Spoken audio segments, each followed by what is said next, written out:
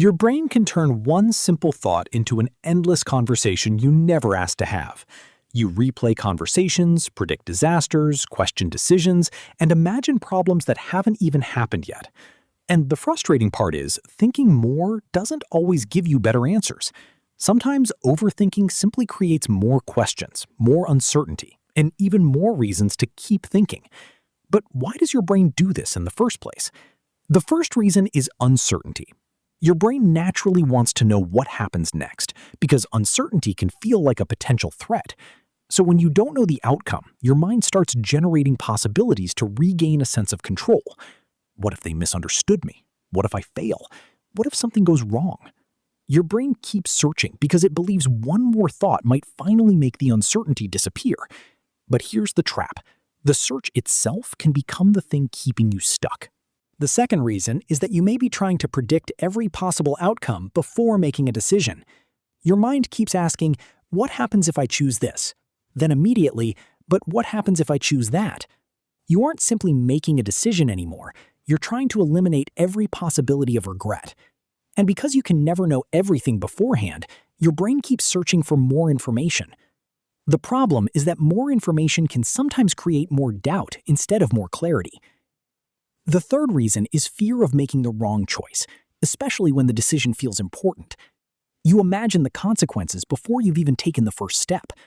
One small decision suddenly feels like it could determine your entire future. That's when overthinking turns a normal choice into something emotionally much bigger than it actually is. Instead of asking, what is the best possible choice? Try asking, what choice is good enough right now? The fourth reason is that your brain remembers mistakes more strongly when they feel emotionally important. That embarrassing conversation from 3 years ago can suddenly feel like it happened yesterday. Your brain replays the scene, searching for what you should have said or done differently. But because the past cannot be changed, the replay often produces frustration instead of a solution.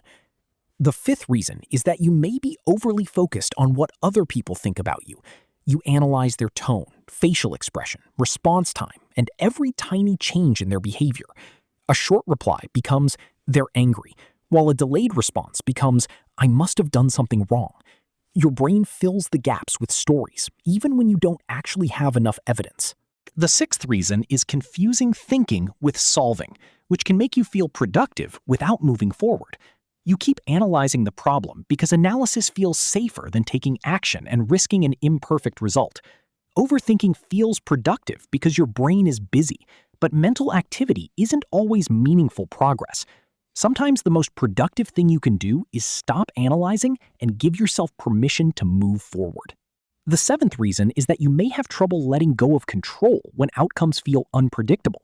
You want certainty before acting, but certainty usually comes after you take the first step.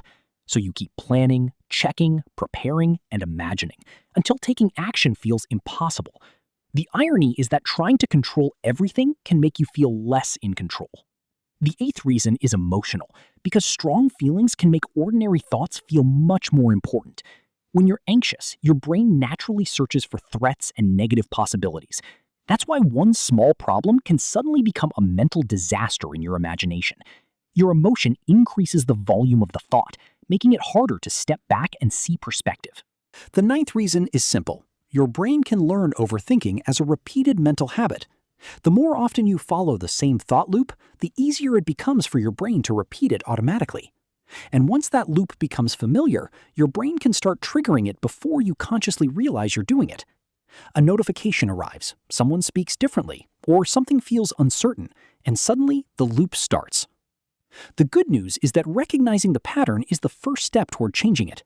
Instead of immediately following every thought, pause and notice what your mind is actually doing. Ask yourself whether you're solving a real problem or simply rehearsing possibilities inside your head. If there is an action you can take, take the smallest useful step instead of thinking about every step.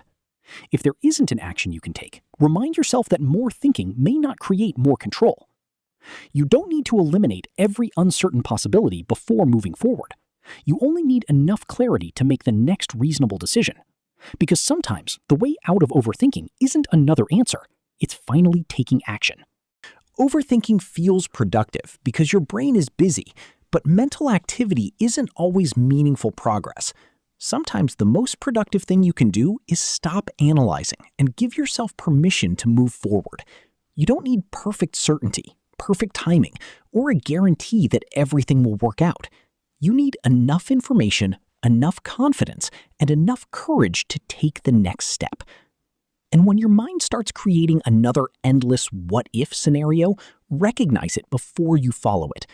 Notice the thought, name the pattern, and then bring your attention back to what you can actually control. Maybe you can't control someone's opinion, the future, or another person's reaction, but you can control your response, your next action, and where you place your attention. That's where overthinking begins to lose its power, because your attention is no longer feeding the loop. The goal isn't to stop thinking. It's to stop getting trapped inside every thought your mind creates. When you notice yourself spiraling, don't argue with every thought. Simply recognize that you're spiraling. That small moment of awareness creates distance between you and the thought. Instead of being inside the storm, you're now watching the storm from the outside. And from that distance, it's easier to decide whether the thought deserves your attention. Maybe it's useful information, or maybe it's just your brain asking for certainty again. The difference becomes clearer when you stop treating every thought as something that needs an answer. Some thoughts are questions, some are fears, some are memories, and some are simply noise. You don't have to solve every category just because your brain brought it to your attention. The more often you practice this, the less automatically your mind will pull you into the loop. You are teaching your brain that every thought doesn't require your full attention. Over time, this changes your relationship with uncertainty, mistakes, decisions, and even your own thoughts. You start realizing that uncertainty isn't always danger, and a mistake isn't automatically a disaster. A decision doesn't need to be perfect to be valuable, and a thought doesn't need to be true to feel convincing. That's the skill you're building, knowing when thinking helps and when thinking becomes the problem. If thinking leads to a useful action, keep going. If it only creates another question, pause. Ask yourself one simple question. Is there anything I can actually do about this right now? If yes, identify the smallest action and do it before your mind invents another reason to wait. If no, redirect your attention instead of repeatedly asking your brain for an answer it cannot provide. The goal isn't becoming someone who never overthinks, because almost everyone does sometimes.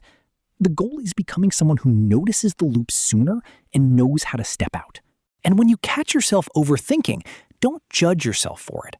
Judging the overthinking can create another layer of overthinking on top of the original thought. You don't need to fight your brain. You need to teach it a different response.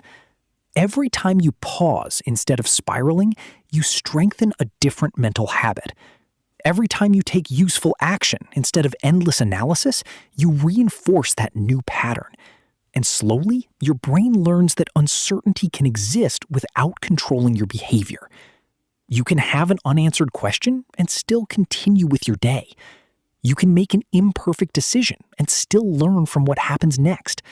You can remember an embarrassing moment without letting it define how you see yourself.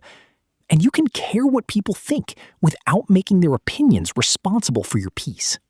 The more you practice this, the easier it becomes to separate useful thinking from mental noise. You become better at recognizing when your brain is helping you solve something and when it's simply repeating itself. And that awareness gives you something overthinking usually takes away: the ability to choose your response. You don't have to believe every thought, follow every fear, or solve every possible future. Sometimes the healthiest response is simply to notice the thought, take a breath, and return to the present.